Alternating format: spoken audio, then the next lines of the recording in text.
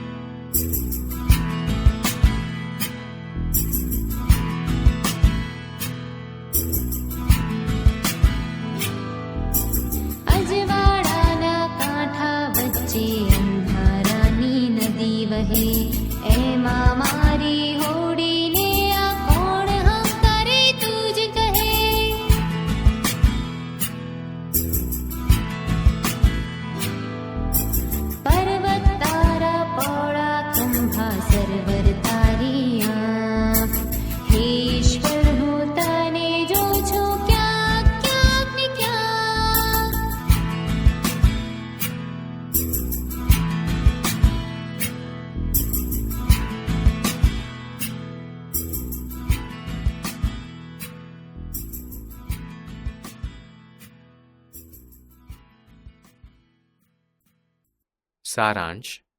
આ કવિતામાં કવિ પ્રકૃતિના વિવિધ તત્વોમાં ઈશ્વરની ઉપસ્થિતિ અને તેના સુંદર સ્વરૂપને વ્યક્ત કરે છે. કવિએ પર્વતને ઈશ્વરના પહોળા ખંભા, સરોવરને તેની આંખ અને દરિયાને તેનું વિશાળ હૃદય તરીકે દર્શાવ્યા છે.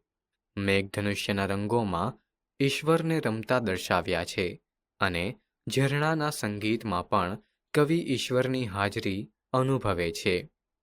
તણખાના તારણહારો અને ઝરણાના નાદમાં પણ કવિ ઈશ્વરને અનુભવે છે. ફૂલોની રંગભરી સુગંધમાં પણ તેને ઈશ્વરની સોગાદ દેખાય છે. જંગલના સિંહ, વાઘ, કોયલ અને પતંગિયા તેમજ આકાશના સૂર્ય, ચંદ્ર અને તારાઓમાં પણ કવિને ઈશ્વરની અનુભૂતિ થાય છે. મોરના પીછાના રંગો અને સંગીત તેમજ અજવાળાના કાંઠા વચ્ચે વહેતી અંધારાની નદીમાં પણ કવિ ઈશ્વરની હાજરીનો અનુભવ કરે છે. અંતે કવિ પ્રકૃતિના સૌંદર્ય અને તેની વિવિધતામાં ઈશ્વરનો અનુભવ કરાવે છે. આ કવિતા પ્રકૃતિના વિવિધ સ્વરૂપોમાં છુપાયેલ ઈશ્વરની મહાનતા અને તેની સર્વવ્યાપકતાને સુંદર રીતે વર્ણવે છે.